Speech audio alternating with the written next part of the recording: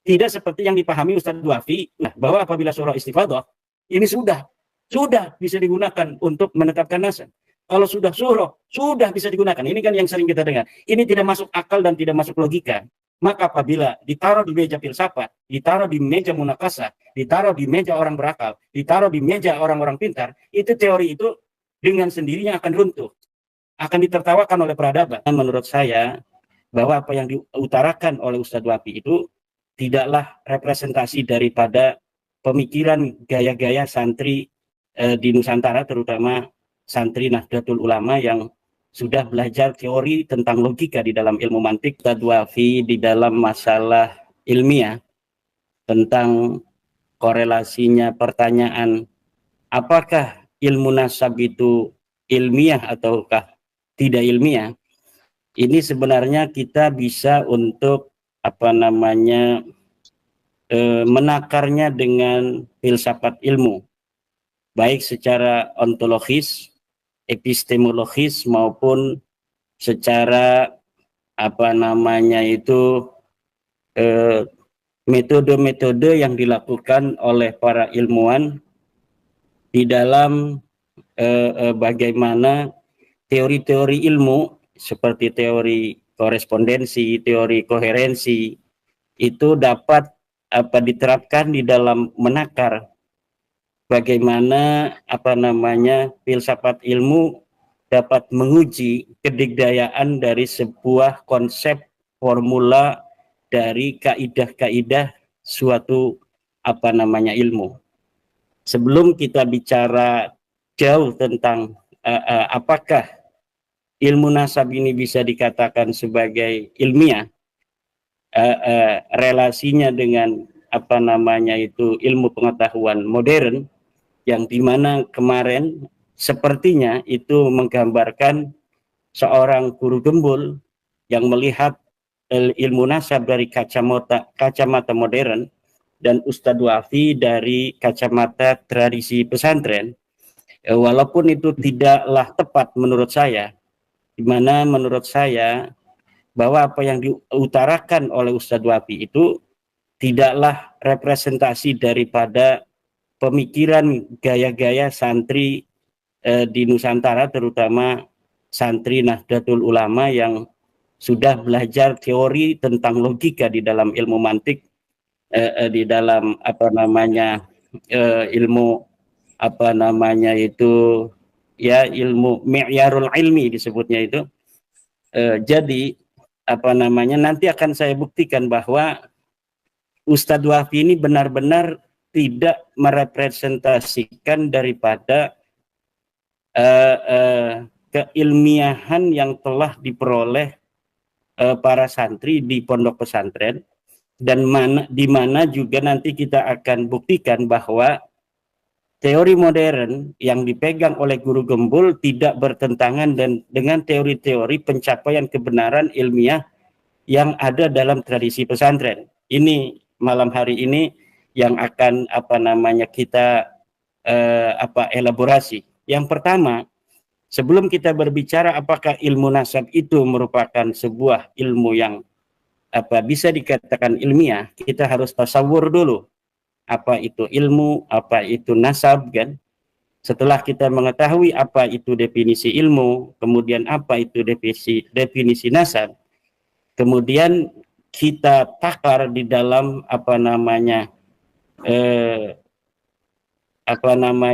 teori ontologi dan teori epistemologi, juga mungkin nanti akan kita takar dengan teori aksiologi dalam filsafat ilmu.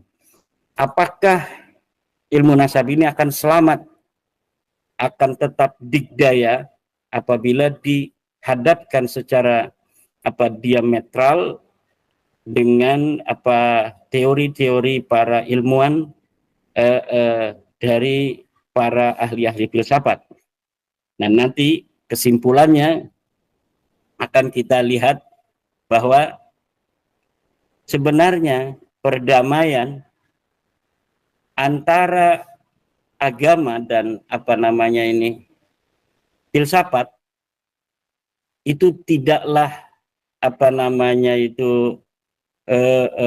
tidaklah jauh bisa dicapai. Artinya antara agama dan filsafat, bagaimana para ilmuwan-ilmuwan masa lalu dari tradisi non-Islam itu dalam bagaimana mencapai kebenaran itu tidak bertentangan.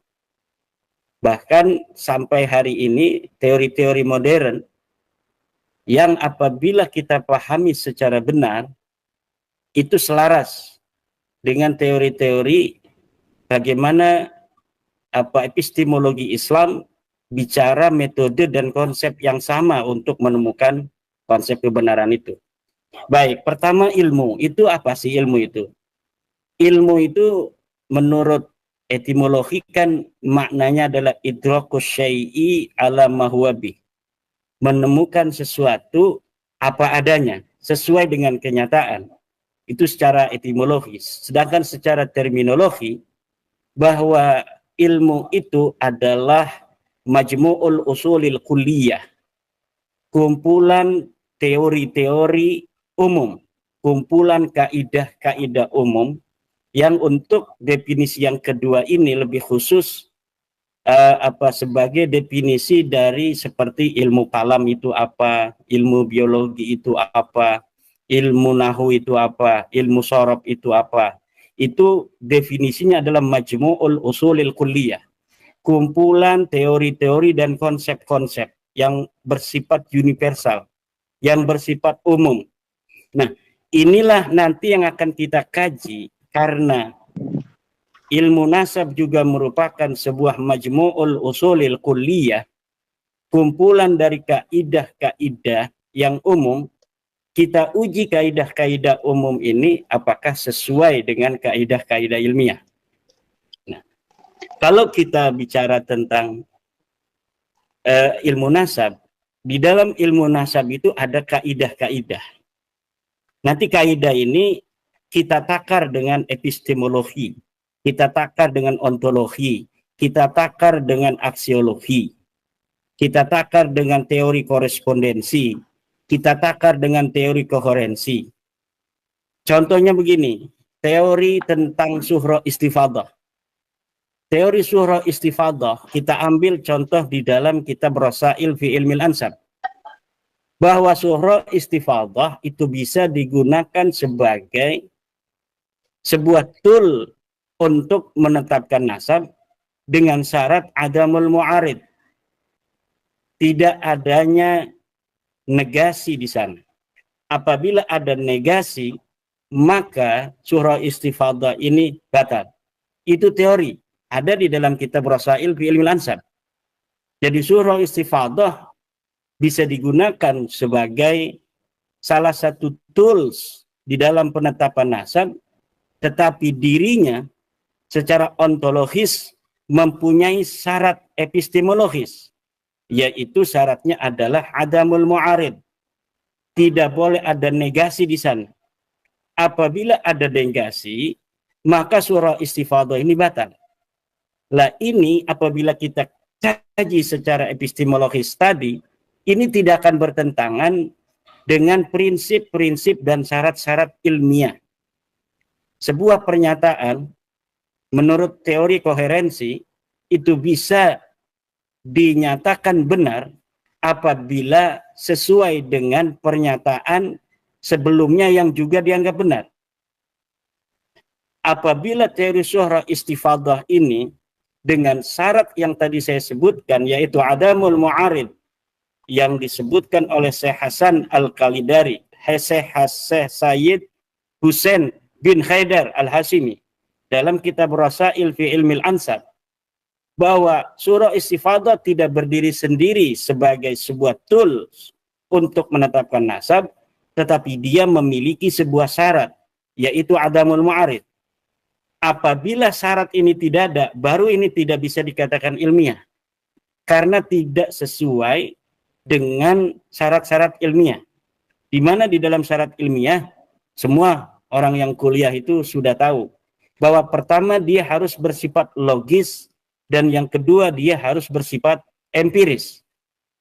Apabila sebuah surah istifadah yang sekarang ini telah menyebar di kalangan sebuah kampung bahwa Kang Didin Syahbuddin ini adalah misalnya anak daripada Bapak Subroto, maka surah istifadah bisa digunakan bahwa Kang Din adalah merupakan anak Bapak Subroto, walaupun tidak melihat lahirnya Kang Din dari istrinya Subroto, tidak melihat akta kelahiran, tidak memverifikasi pula di rumah sakit, tetapi tidak dianggap sebuah kedustaan apabila dia itu kemudian bersaksi kepada orang lain atau di hadapan pengadilan bahwa Kang Din ini adalah anak daripada Bapak Subroto. Nah, tetapi ketika ada mu'arid, ada negasi, yaitu ada orang yang mento'an bahwa Kang Din ini bukan anak Bapak Subroto, dia asli orang Banten, bapaknya orang Petir, namanya Muhammad misalnya, ini datanya, itu namanya mu'arid. Maka surah istifadah ini hancur lebur, tidak bisa digunakan lagi sebagai sebuah tools untuk menetapkan nasab. Nah, ini logis, ini ilmu nasab yang dipahami oleh para ahli nasab. Salah satu kaidahnya adalah dalam cara menetapkan nasab menggunakan teori surah istifadah, tetapi dirinya secara ontologis mempunyai syarat adamul mu'arid. Tidak seperti yang dipahami Ustadz Dwafi bahwa apabila surah istifadah ini sudah bisa digunakan untuk menetapkan nasab. Kalau sudah surah sudah bisa digunakan. Ini kan yang sering kita dengar. Ini tidak masuk akal dan tidak masuk logika. Maka apabila ditaruh di meja filsafat, ditaruh di meja munakasah, ditaruh di meja orang berakal, ditaruh di meja orang-orang pintar, itu teori itu dengan sendirinya akan runtuh, akan ditertawakan oleh peradaban. Sebuah teori yang ketika ada negasi, yang negasi ini kuat, kemudian tetap harus diterima karena sudah ada pernyataan lebih awal. Padahal pernyataan lebih awal ini tidak sesuai dengan pernyataan-pernyataan sebelumnya yang dianggap benar. Misal, kitab-kitab nasab yang ada sebelumnya. Nah, ini yang saya kira yang harus dipahami. Banyak orang juga yang mendukung saya, kemudian mengatakan bahwa guru gembul kebablasan. Tidak. Karena apa yang dikatakan oleh guru gembul bahwa ilmu nasab tidak bisa dipakai atau tidak bisa memenuhi syarat-syarat ilmiah, menurut saya adalah ilmu nasab yang dipahami dari Ustadz Wafi. Ilmu nasab yang dirinya goyah, yang tidak dibangun berdasarkan tiang-tiang beton yang kuat dari tradisi-tradisi silogisme Islam yang sangat kuat. Dengan muqaddimah sughra, muqaddimah kubra, dengan hujaj-hujaj yang ada. Nah, ini tidak dibangun seperti itu. Makanya saya katakan bahwa apa yang dikatakan oleh Ustadz Wafi tidak merepresentasikan bagaimana cara para santri Indonesia, santri Nusantara memahami ilmu nasab. Uang apa yang disebutkan oleh Ustadz Wafi itu bahwa surah istifadah bisa digunakan sebagai penentuan nasab walaupun bertentangan dengan kitab sebelumnya itu, ini bertentangan dengan apa yang ada di dalam ilmu nasab sendiri. Coba baca kitab Rasail fi Ilmil Ansab bahwa sebuah surah istifadah tidak boleh bertentangan dengan pernyataan-pernyataan sebelumnya, baik itu berupa bayyinah yang berupa selembar surat kelahiran misalnya kalau sekarang, atau dengan kitab-kitab yang sebelumnya. Teori kitab nasab, bagaimana teori kitab nasab dipahami oleh Ustadz Wafi bahwa apabila ada khatun nasabah, cukup ini. Apabila ada seorang ahli nasab sekarang ini menulis nama-nama sampai Nabi Muhammad, maka ini yu'malu bihi, harus diterima, harus diamalkan fil qadimi wal hadis, baik untuk yang sekarang maupun untuk yang lalu. Nah, ini tidak masuk akal dan tidak masuk logika. Apakah apa yang disebutkan oleh Ustadz Wafi apabila sudah ada kitab nasab yang hari ini dikarang menyebutkan bahwa Ba'lawi ini turun Nabi, apakah ini bisa diterima ataukah tidak? Kita lihat di dalam kitab Rasail fi Ilmil Ansab bahwa syarat sebuah kitab nasab itu alla takuna mukhalifatan lil usul. Tidak boleh berbeda dengan kitab-kitab sebelumnya.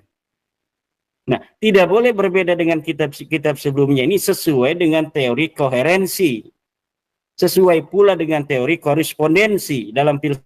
Bagaimana cara membuktikan sebuah kitab yang ditulis hari ini bisa mengisbat nasab-nasab yang ada di atasnya sampai 1500 tahun yang silam.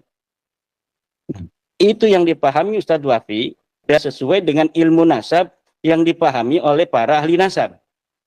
Maka kalau misalnya Ustadz Gembul, Guru Gembul dan yang lainnya itu mengatakan bahwa itu tidak ilmiah, itu betul, ilmu nasab tidak ilmiah. Jika ilmu nasab itu dipahami seperti apa yang dipahami oleh Ustadz Wafi, tapi jika ilmu nasab itu kaidah-kaidahnya, konsep-konsepnya dipahami sebagaimana para ahli nasab memahami, yaitu sebuah kitab nasab alla takuna mukhalifatan lil usul, tidak boleh berbeda dengan kitab-kitab sebelumnya.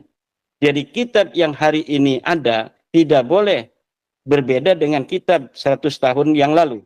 Kitab 100 tahun yang lalu tidak boleh berbeda dengan kitab 200 tahun yang lalu. Kitab 200 tahun yang lalu tidak boleh berbeda dengan kitab yang ada di 300 tahun yang lalu. Terus sampai kepada Nabi Muhammad. Itu akan bisa ditelusuri secara empiris dan secara logika, itu masuk di dalam logika. Bagaimana kita untuk memverifikasi orang yang ada di masa lalu sesuai dengan apa yang dicatat di dalam sebuah kitab yang ada di hari ini, yaitu dengan cara menggunakan teori korespondensi, bahwa sebuah pernyataan, teori koherensi, sebuah pernyataan akan dianggap benar apabila dia sesuai dengan pernyataan sebelumnya yang dianggap benar. Bagaimana kita untuk memverifikasi itu? Yaitu dengan melihat kitab yang sebelumnya. Hari ini dikatakan di dalam kitabnya Syekh Mahdi Rojai bahwa Ahmad bin Isa mempunyai anak bernama Ubed. Kan demikian tuh. Kitab Mahdi Ar-Rojai namanya Al-Muqibun. Kita verifikasi di kitab-kitab sebelumnya. Coba di kitab abad ke-13. Oh, ternyata benar.